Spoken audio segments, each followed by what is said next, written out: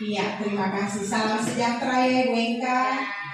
Iya, oke Bapak Ibu, hari ini kita lanjut pada kita punya kegiatan yang kedua. Yang sebelumnya saya mengajak Bapak Ibu untuk mengucapkan syukur kehadirat Allah Subhanahu wa taala, Tuhan yang Maha Kuasa, karena kita masih diberi kesempatan untuk bertemu kembali dalam ruangan ini. Untuk membuka kita punya acara di pagi hari ini, karena sudah ada Ibu Kepala Sekolah, saya berikan sedikit waktu untuk Ibu, mungkin ada kaki dan tangan ada di mana, kaki dan tangan ada di badan, kalau mencium pakai apa? Hidung. Kalau bicara pakai apa? Mulut. Hidung dan mulut ada di mana? Hidung dan mulut ada di wajah.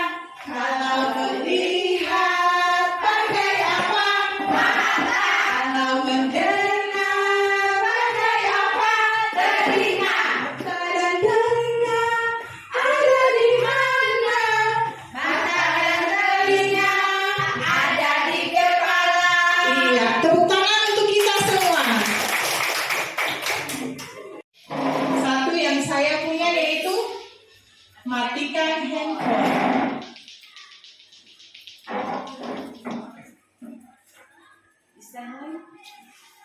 Dalam kurung boleh di silent. Matikan suaranya ya. Yang kedua, saya serahkan untuk deretan yang pertama. Deretan Ibu Su, Ibu Santi, dan ya, yang terakhir di kelompoknya Ibu Ija.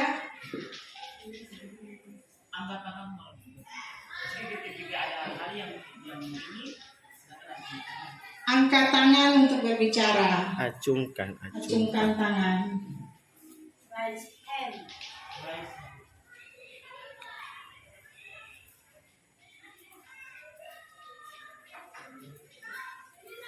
Oke Bapak Ibu, sesuai kita punya ini, Bapak Ibu boleh baca lagi. Jadi hari ini kita punya kesepakatan yang akan kita taati sampai kita punya kegiatan ini selesai, yaitu matikan HP atau silent. Diamkan saja.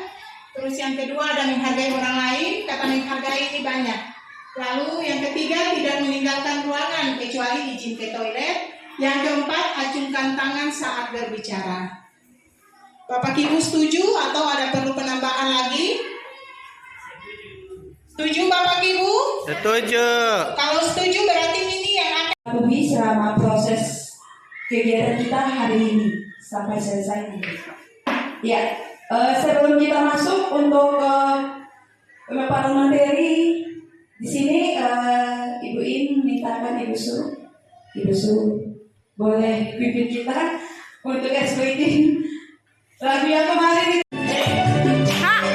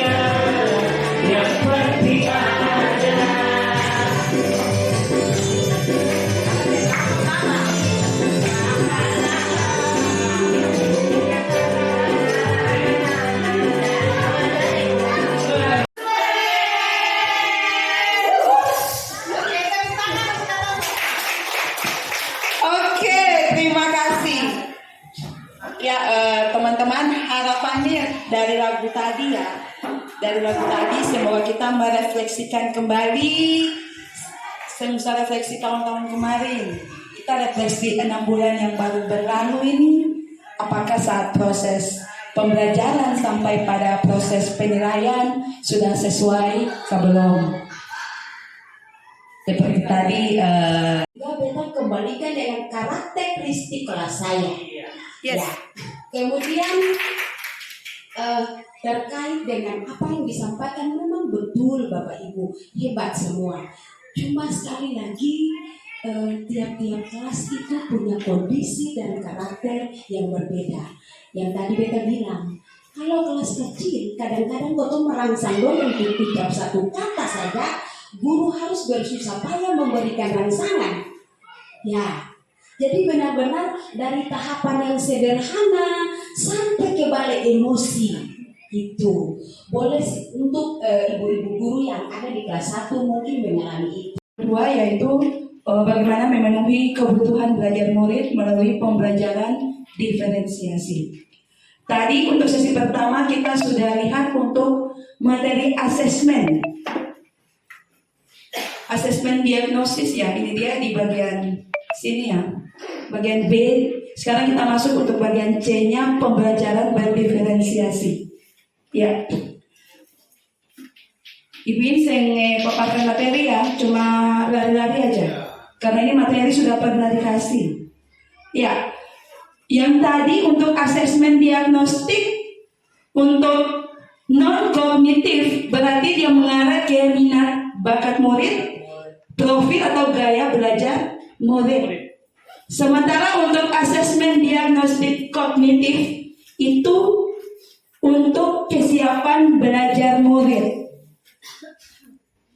Ini lewat sebelum kita lanjut. Materi ini sudah pernah diberikan, kemudian teman-teman juga mungkin pernah ikut webinar di tempat-tempat yang lain ya, online. Sebelum kita lanjut, ada 2 pertanyaan di sini yang ingin Ibu gali dari teman-teman. Yang pertama, apa yang telah teman-teman ketahui tentang pembelajaran berdiferensiasi? Yang mau menjawab boleh tangannya. Ya.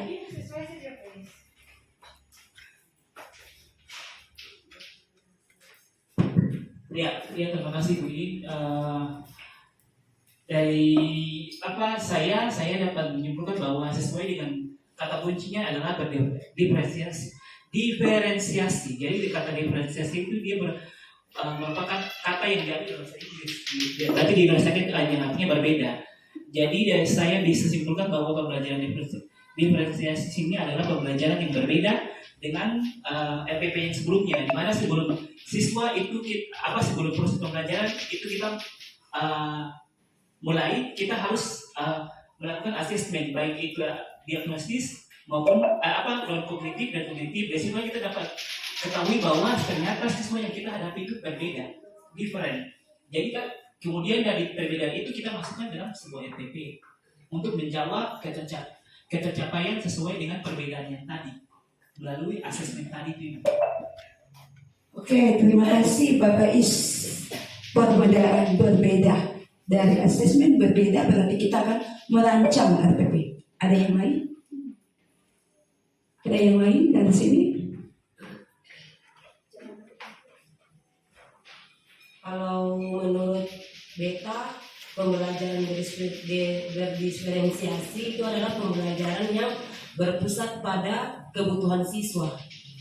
Mungkin seperti itu saya bilang. Oke, terima kasih. Benar juga ya. Berpusat untuk kebutuhan siswa. Bagaimana kita memenuhi kebutuhan belajar murid melalui pembelajaran diferensiasi. RPP-nya bukan RPP baru ya Bapak Ibu. Ada yang lain? Kelompok sini Ibu Sus sama Ibu Ija. Ya, pembelajaran berdiferensiasi menurut versi saya itu pembelajaran yang dilaksanakan berbeda setiap anak sesuai dengan kebutuhan masing-masing. Oke, terima kasih. Ya, tepuk tangan untuk semuanya. Ya, apa yang dijawab oleh ketiga teman kita semuanya benar ya. Bagaimana kita memenuhi kebutuhan belajar murid dengan perbedaan yang ada, dengan satu rancangan RPP sampai pada pembelajaran berdasarkan asesmen tadi. Kemudian yang kedua, yang ingin teman-teman ketahui lebih lanjut, pelajaran diferensiasi kita berawal dari asesmen dulu. Tanpa asesmen kita tidak bisa memetakan kebutuhan belajar murid di dalam kelas. Palingan kita bisa lanjut untuk kognitifnya. Untuk non kognitifnya palingan kita ramai kita raih-raih. Yang belum tentu kena. Ibarat dokter mau kasih obat, dia diagnosis ke dokter supaya dia kasih obat itu pas. Begitupun kita guru, kita harus mendiagnosis. Kita berikan pelayanan yang sesuai dengan kebutuhannya. Oke, kita lanjut. Ini kita lanjut aja ya. Ini sudah ada gambaran ini.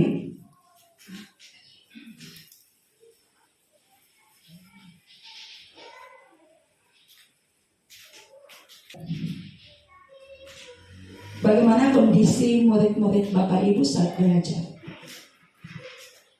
Ibu bawakan pemikiran Bapak Ibu saat mau mengajar.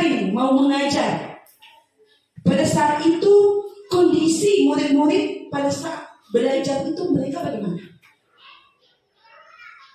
Pasti ada perbedaan tidak? Ada perbedaan antara murid satu dengan murid yang lain? Ada perbedaan dari setiap kelas. Ibu bisa minta satu orang untuk kondisinya, boleh?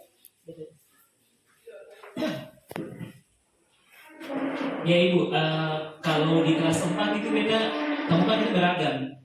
Terkadang dia berpikir bahwa masih sepengetahuan mereka secara umum bahwa kalau siswa itu dia belajar itu dia tenang saja. Tapi kita ada beberapa siswa yang kita temukan ketika mereka proses pembelajaran itu isi bagara. Suka mengalami ini, tapi tanpa kita ketahui ketika dia bergerak itu berarti dia punya kognitif itu dia berkembang.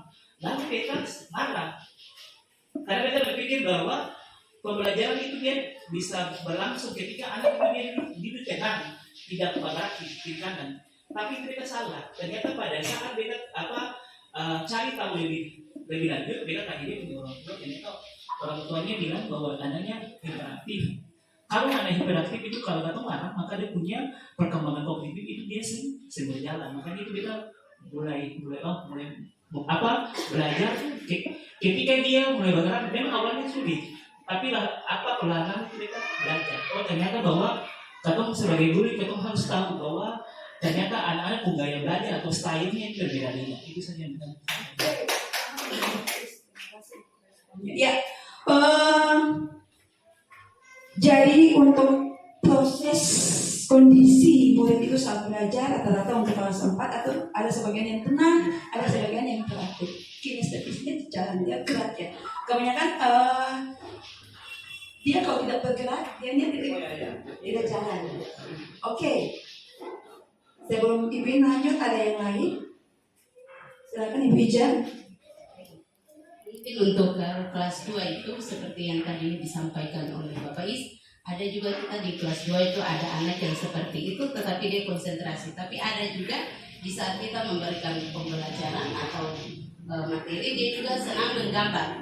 Lalu Ibu Ija, oh iya berarti yang katakan Ibu In sesuai dengan filosofi mereka belajar berarti dia sesuai dengan dia punya keinginan, dia menggambar. Tetapi ketika nanti ada jawaban yang nanti pertanyaan yang Ibu Ija sampaikan, jawabannya nanti dia berikan benar sesuai dengan Ibu Ija tanya, tetapi dia lewat gambar. Ada juga mereka saling bercerita, tetapi nanti ada fokusnya ke sana. Ibu Ija kasih contoh percakapan. Padahal ada teman melakukan percakapan di depan, dia cerita di belakang. Pada saat Ibu Ija panggil, padahal dia bisa lebih dari itu. Jadi berbeda-beda ya Ibu ini yang seperti Ibu ini sudah kasih, dan mungkin kita dapat yang sesuai dengan minat bakat anak masing-masingnya. Jadi kita harus melakukan pemetaan sesuai dengan kebutuhan. Oke, terima kasih Ibu Ija. Jadi ada keberagaman kondisi murid itu saat belajar. Ada yang juga dalam keadaan tidur. Ada yang bermalas-malasan. Oke. Oke, kita lanjut ya. Ya. Kondisi di mana murid juga memiliki pemahaman yang berbeda dari materi yang akan kita ajarkan. Itu pasti rata-rata. Ini kalau pengalaman saya ya, kita kan tematik ya.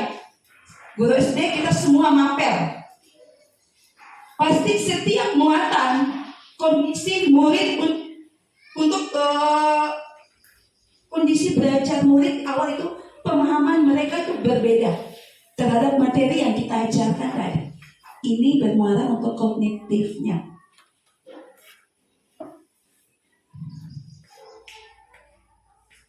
Ya. Apakah murid sudah memenuhi kompetensi sebagai prasyarat dari materi yang akan kita pelajari? Saat kita temukan kondisi seperti itu, kita kembali lagi merefleksi ulang. Apakah diagnosis kognitifnya sudah jalan benar-benar atau tidak? Refleksi lagi. Kita punya diri dan juga proses berjalannya untuk murid-murid kita. Ya, ini contoh pemetaan kognitif. Kemudian dari pemetaan kognitif, kita pembagian kelompok. Teman-teman, untuk pembagian kelompok, jangan guru yang mengambil alih. Biasanya pengalaman pribadi saya, biasa dulu tuh saya yang kelompokan murid. Tetapi mari, setiap murid akan dipasangkan dengan murid yang berbeda kategori. Kan dari pemetaan kebutuhan kita akan pasti temukan beberapa kategori di kita punya kelas masing-masing. Ada kategori, misalnya katakan kalau 1, 2, 3 ya, kategori 1, kategori 2, kategori 3. Oke, kita bisa pasangkan setiap murid dari beberapa kategori tadi.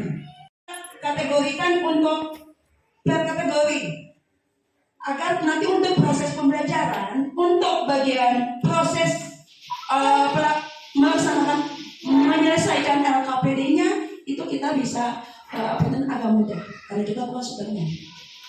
Itu fungsinya kita untuk membuat pembagian kelompok. Kemudian ada juga untuk murid kategori yang sudah paham utuh, yang benar-benar dia paham utuh untuk materi itu, bisa kita gunakan dia sebagai tutor sebaya untuk membantu kita dalam proses pembelajaran. Jadi ada beberapa poin saja yang ingin tambahkan ya untuk pembagian kelompok sama yang tadi. Ya, untuk merancang RPP, teman-teman, jadi jangan dengan RPP diferensiasi. Jadi teman-teman berpikir ini RPP baru ya? Tidak ya. RPP pembelajaran berdiferensiasi, intinya yang pertama bukan merupakan RPP jenis baru, itu dulu. Kemudian proses pembuatannya dimulai dengan mempertimbangkan kebutuhan belajar murid yang tadi, kesiapan minat dan profil belajar murid. Dari mana kalian tahu itu? Ibu Santi, kita mau tahu ini dari mana? Untuk proses pembuatan dimulai dengan mempertimbangkan kebutuhan belajar murid. Sebelum kita merancang RPP tadi kan kita sudah melalui fase pertama, asesmen non kognitif sama kognitif. Untuk non kognitif yang tadi itu profil belajar, kayak belajarnya itu, bakat minatnya, sama tuh toh. Ibu sudah jawabannya ya? Ibu Santi, halo. Ibu Santi, kalau begitu untuk asesmen ada berapa jenis? Ada? Ada dua. Apa itu?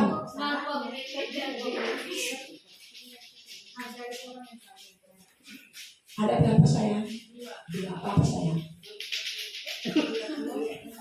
Non kognitif sama kognitif. Tangan untuk Ibu Santi, luar biasa. Jadi ada dua ya, non kognitif dan ada kognitif. Kognitif berarti untuk kesiapan belajar murid, untuk dia punya pengetahuannya. Kalau non kognitif di sana. Kesiapan minat dan profil belajar siswa. Jadi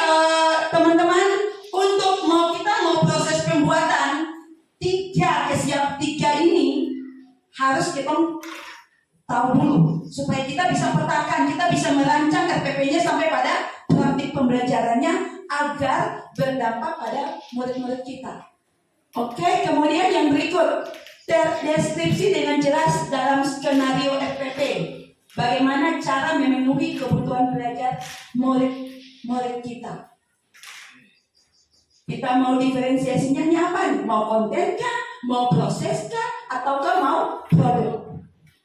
Kemudian tujuan pembelajaran, pengukuran ketercapaian tujuan dan cara guru membantu siswa mencapai tujuan kegiatan pembelajaran dideskripsikan dengan jelas. Jadi kalau untuk RPPM hanya ada 3 itu TKP. Di sana di tujuan pembelajaran dia sudah akan melihat kita punya mengukur KD-nya. Jadi teman-teman gunakan KKO-nya yang pas untuk bisa kita mengukur untuk tujuan pembelajarannya. Oke.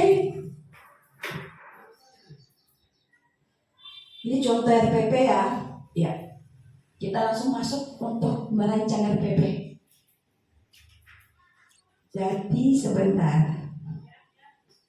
Ya. Di sini Ibu In punya ada beberapa contoh RPP. Untuk kelas 1 mohon maaf yang kelas 1 Ibu In kemarin waktu susun itu masih dalam daring, pembelajaran daring. Jadi nanti Ibu Ija dan Ibu Su nanti sesuaikan saja.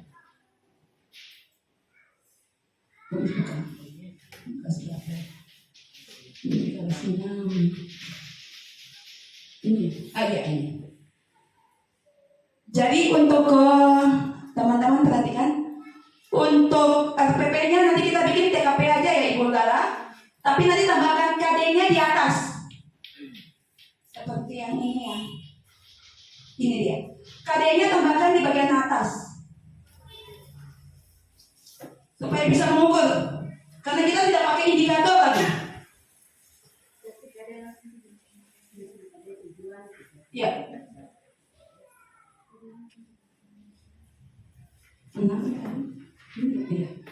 Ya, tujuan di sini, kemudian dia punya kegiatan. Mohon maaf untuk FPP ini kayaknya belum terlalu ini ya. Nanti Kalau paus kakak langsung Fokus. Yes. Awas Ramli. Mundur, maju, maju, mundur. Duduk. Berdiri. 2 kali. Lompat teman-teman, lompat.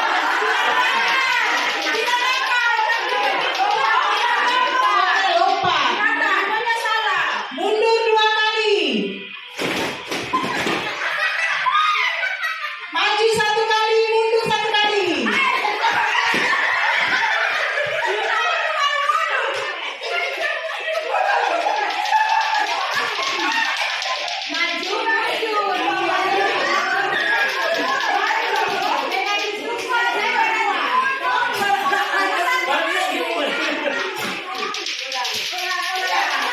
Kanan 1 kali.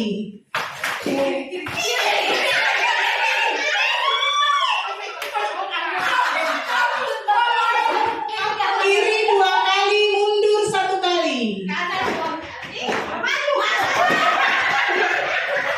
Iya, jangan terlalu lama lagi. Bukan teman-teman ada sama. Buat dan ini yang anak-anak teman-temannya. dari Ibu ini bikin bantuan pendampingan saat murid itu menyelesaikan LKPD-nya. Ini dia nanti teman-teman lihat. Kemudian jangan lupa saat merancang RPP jangan lupa masukkan S breaking di dalam. Jangan lupa ya teman-teman. S breaking ada yang berkaitan dengan materi, ada juga seperti yang tadi untuk membangkitkan semangat anak. Saat anak sudah mulai boring, sudah mulai bosan, sudah mulai dialog, sudah mulai ini, mulai tepuk semangat, atau tepuk diam, atau dengan yang teknik-teknik Ibu Lala punya speaking ada berapa tadi itu boleh. Penilaian langsung ini. Nanti yang berikut itu lampiran. Lampiran itu ada kalau kita biasa dengan seperti kemarin itu biasa itu ada 5, lampiran itu 5 ya Ibu Lala ya, ada 5. penilaian, media materi, ya. Terus apa lagi Bu? LKPD itu semuanya ada 5. Sama satu itu apa ya saudara? Jadi saat bahan aja. Jadi saat teman-teman buat semua, teman-teman sudah tahu persis. Oh, saat yang itu rancangan RPP kan ada di misalnya diferensiasi konten ini. Di bahan ajarnya nanti masukkan, medianya nanti dimasukkan. Dibuat sekali, dirancang sekali supaya pada saat teman-teman berproses di kelas, teman-teman sudah tahu step by stepnya, konten yang teman-teman gunakan, terus prosesnya sampai pada produknya. Mungkin itu dari Dwi. Sebelum kita lanjut, mungkin ada yang ditanyakan. Ini barang lama, hanya kita mungkin desainnya kita kasih masuk konten proses sama produknya. Lalu kita tambahkan lampiran-lampiran. Oke, silakan Hafiz.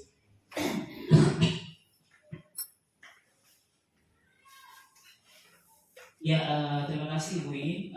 Memang untuk yang materi dan diferensiasi bukan yang pertama, karena untuk apa tindak lanjut dari itu punya yang kemarin itu yang pada saat awal pembelajaran terakhir.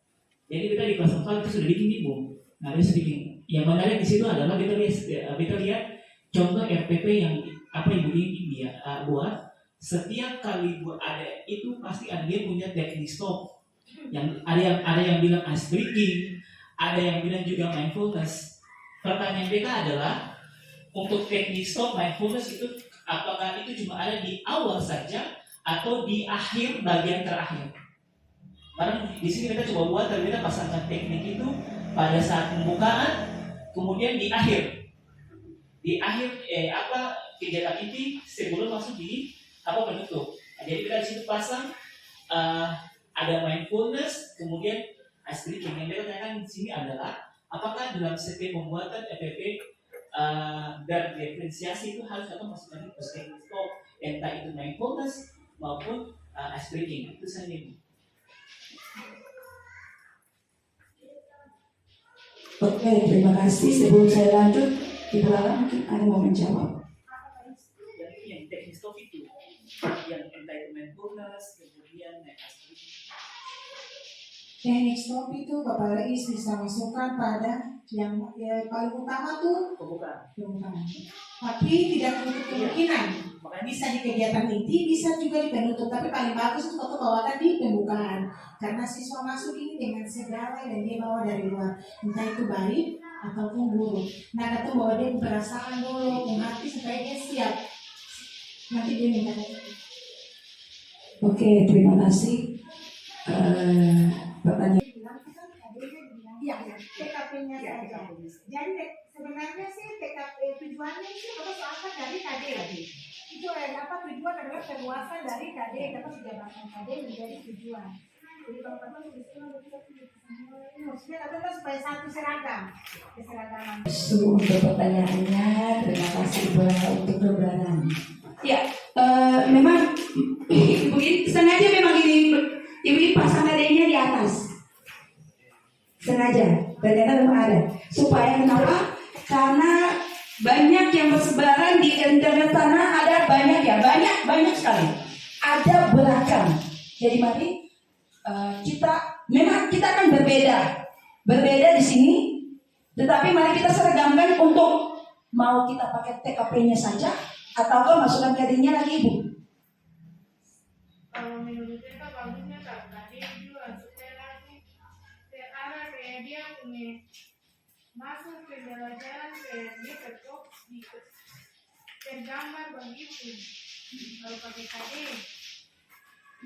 Teman-teman gimana?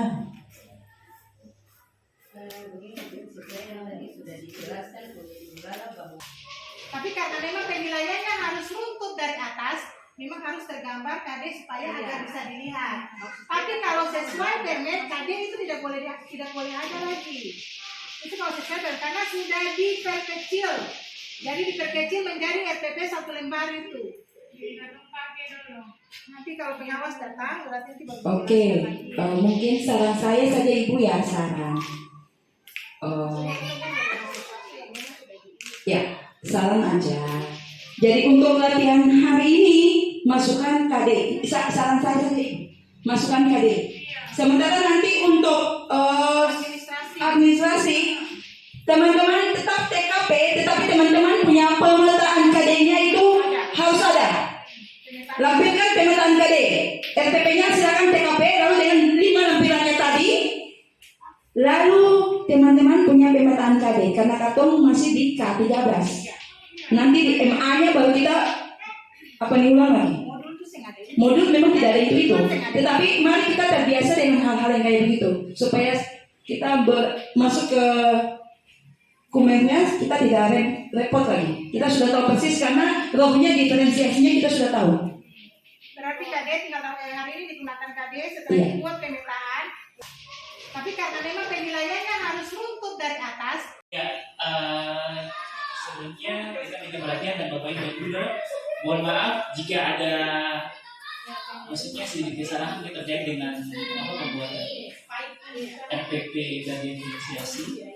Yang Bapak dan Ibu di sini kita sudah coba untuk membuat memang RPP ini kita buat Bapak dari awal tahun ajaran semester 1 karena tidak lanjuti dari kalau punya rakyat di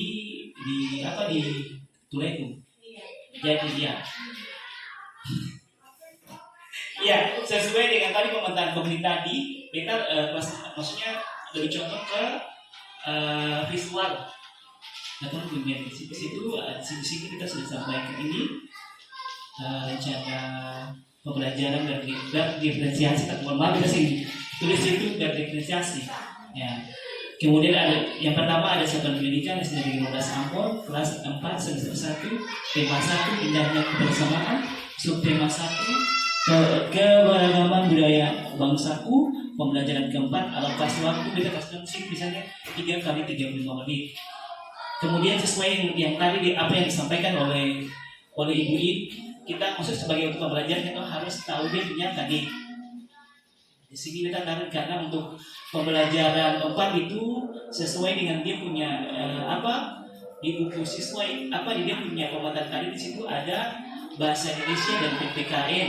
Di situ ada 3.1 untuk bahasa Indonesia 3.1 4.1. Kemudian untuk PPKN ada 3.4 4.4. Kemudian dari KD bahasa ada musik relaksasi kan itu kan ada itu yang dengan percikan air di situ dan coba menggali bagaimana punya mindfulness supaya lebih tenang sehingga mempersiapkan untuk diri untuk masuk kegiatan inti. Nah, kemudian untuk inti beta itu pakai dia punya diferensiasi itu beta pakai konten atau materi. Karena sesuai dengan kita punya pemaparan kognitif untuk kelas 4 ya sebelumnya Di hari ini mulai dari pagi sampai sudah mulai menjelang hampir malam. Ya, kita menutup dia dengan tepuk mantul yang dipandu oleh Ibu Lala. Silakan Ibu Lala. Oke teman-teman, tepuk mantul.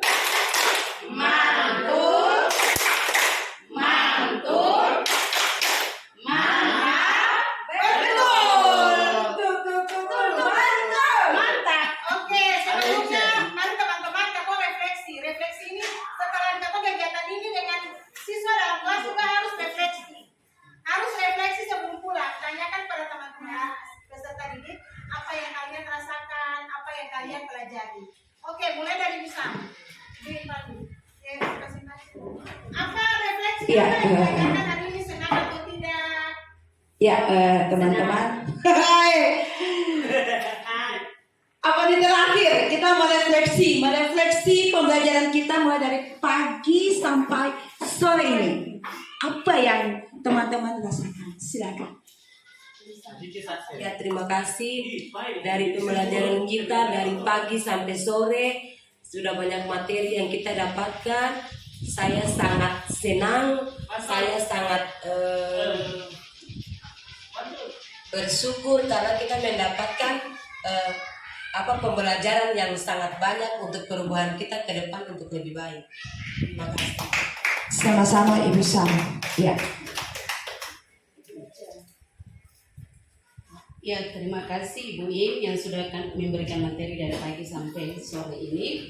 Yang Ibu Ija terima hari ini merasa sangat semangat mendapat ilmu yang berguna di dalamnya tadi tentang RPP berdiferensiasi. Di dalamnya itu ya kontennya yang mana, produknya ditempatkan di mana, prosesnya pada akhirnya sudah membuat pikiran saya, oh iya padahal sebenarnya seperti ini, cuman kita tidak tahu bahwa konten yang ini. Alhamdulillah dengan yang diberikan oleh Ibu In maupun Ibu Lala sangat memotivasi kita semua untuk masuk di awal tahun semester 2 ini kita lebih semangat. Mantap. Oke, mantap. Harapannya begitu ya Ibu Ija. Asesmen maupun untuk diferensiasinya. Oke. Bapak Ramli. Bapak Ramli bikin lewat. Kagak. Ibu lagi, Ibu Sen. Ya, terima kasih atas kesempatan yang diberikan Ibu In.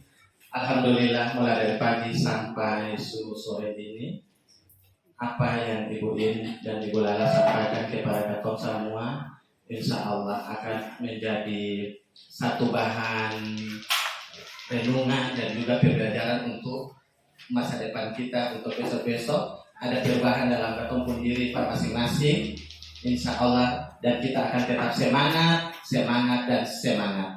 Terima kasih. Lanjut. Oke, baik. Terima kasih untuk Ibu Lala dan Ibu In. Apa yang dirasakan oleh saya pada hari ini, awalnya antara nyaman dan cinta beta ini. Tapi pada akhirnya antara nyaman dan cinta beta bahagia. Ya, mungkin itu reaksi dari apa yang saya rasakan pada hari ini, yang dimana pada awalnya terkait dengan pembelajaran diferensiasi ini antara tahu atau tidak masih samar-samar, tetapi dengan materi hari ini cukup jelas, itu membuat semuanya menjadi jelas, sehingga mudah-mudahan untuk kedepannya kita akan berusaha sesuai dengan apa yang kita peroleh di hari ini. Terima kasih. Mantul. Ya, kalau dari saya sendiri, pertama-tama minta terima kasih untuk Ibu In, Ibu Lala dari penyampaian yang diberikan oleh materi yang disampaikan begitu luar biasa. Di sini kalau menurut beta banyak ilmu yang didapati dan itu sungguh luar biasa. Kalau saya tidak hadir hari ini berarti rugi luar biasa juga, tidak dapat ilmu terlebih khusus dalam pembuatan RPP, karena selama ini yang Kotong lihat tadi, Kotong juga masih perlu belajar banyak untuk pembuatan RPP. Terima kasih sekali lagi, apresiasi yang terbaik kita juga sampaikan untuk Ibu In, juga untuk Ibu Lala dan teman-teman semua. Barangkali dari kita begitu.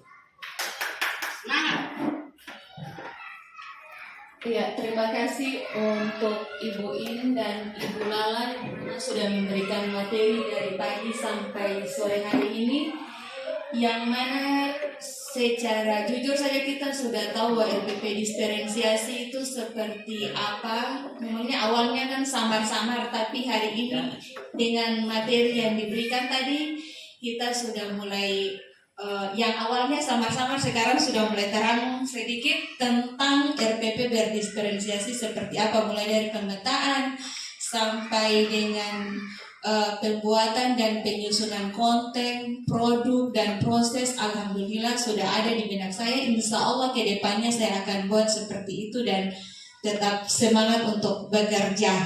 Luar biasa. Thank you. Ya, terima kasih untuk Ibu In dan Ibu Lala. Ya, kalau untuk hari ini sangat berharga buat saya. Ini sangat berharga buat saya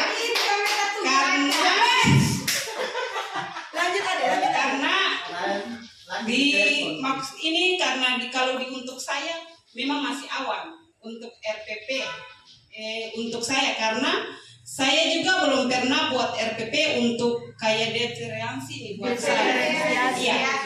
Tapi untuk itu dari Ibu In dan Ibu Lala saya minta terima kasih banyak-banyak karena hari ini sudah membuat kita buat RPP benar-benar sudah.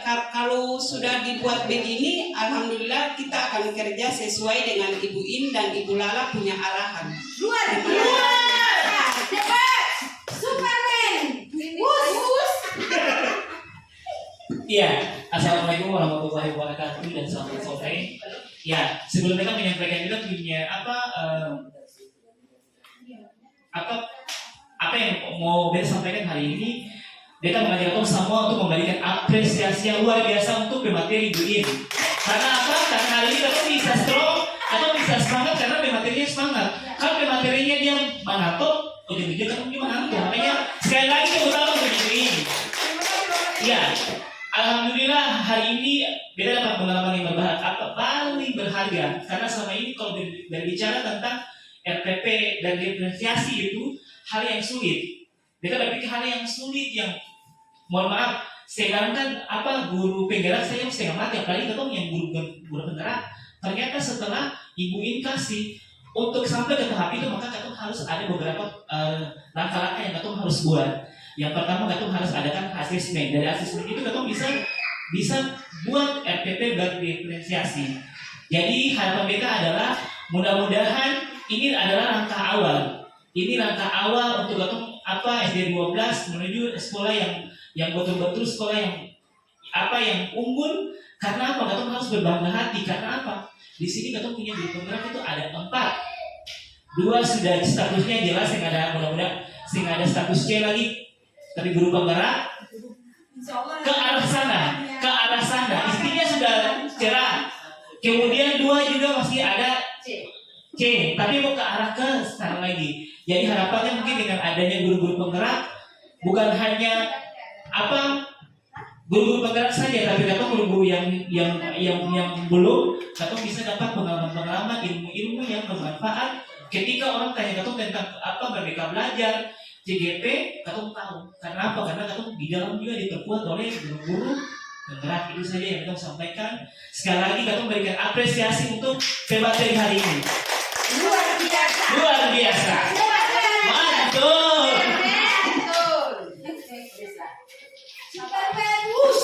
Ya, alhamdulillah Ibu In merefleksi hasil untuk pembelajaran hari ini. Satu kata, insya Allah semoga menjadi berkah untuk kita semua. Insya Allah semoga apa yang kita perbuat ke depan tujuannya hanya satu, yaitu bagaimana kita menghadirkan pembelajaran yang benar-benar berpihak pada murid-murid hebat kita. Itu saja. Insya Allah apa yang kita tanam itu yang akan kita petik besok lusa. Amin. Sebelum kita mengakhiri silakan Ibu Lah. Bukan, jangan berfokus pada guru penggerak. Tanpa menjadi guru penggerak, tetap Katung harus bergerak. Please, guru penggerak saja banyak yang tidak bergerak. Nah, Bapak Is harus menjadi guru yang bergerak walau bukan guru penggerak. Ingat itu Bapak Is, bukan menjadi guru penggerak baru bergerak. Banyak guru penggerak yang hanya duduk diam. Oke? Tetap semangat Bapak Is. Semangat Bapak Is. Oke, kita akhiri dengan satu buah lagu, mohon berdiri.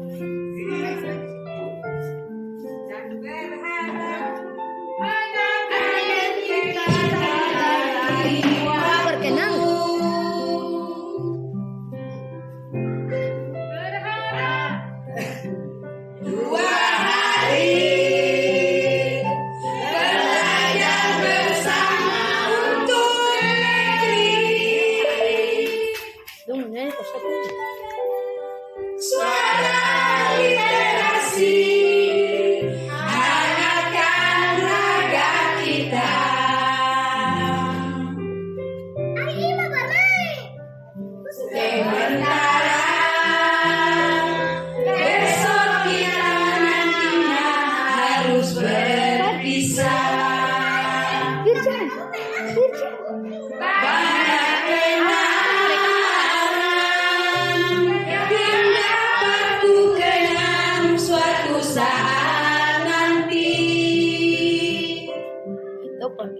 Selamat jalan, wahai guru-guru yang hebat. Terasa bersama, apa daya harus bisa. Kemesraan ini janganlah pernah berlalu. Kemesraan ini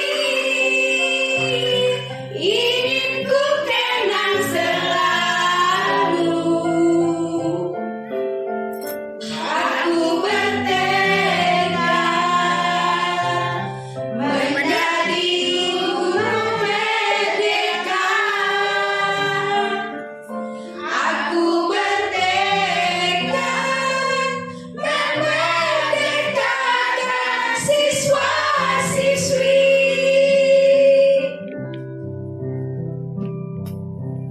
Muka senyum sambil kita.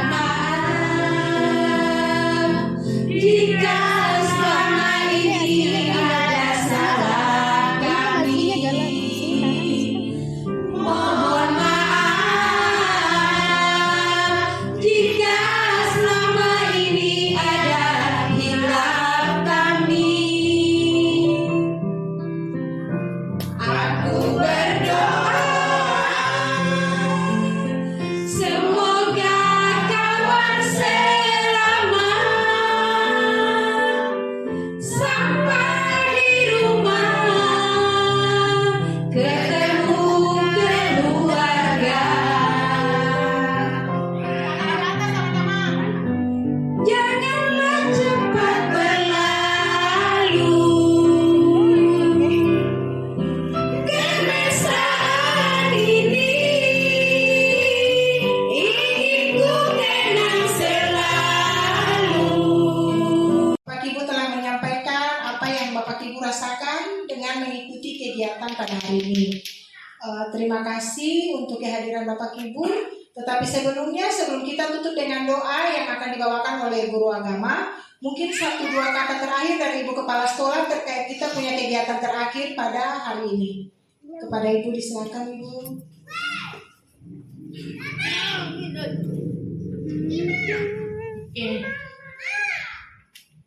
Ya Bapak Ibu untuk Ibu Lala dan Ibu In, terima kasih banyak untuk materi yang sudah disampaikan hari ini. Sangat bermanfaat sekali bagi teman-teman semua. Semoga teman-teman dapat mengaplikasikannya ke dalam pembelajaran sehari-hari. Kita harap apa yang tadi contoh-contoh sudah diberikan itu teman-teman bisa pulang lalu buat sesuai dengan kesepakatan katong di tanggal 28 nanti tagihan-tagihan itu akan dikumpulkan. Lalu Beto juga mau mengucapkan buat katong pertama satu nih Ibu Ita, Ibu Engka, selamat merayakan hari kebahagiaan, kemenangan buat Ibu Engka dan keluarga atas nama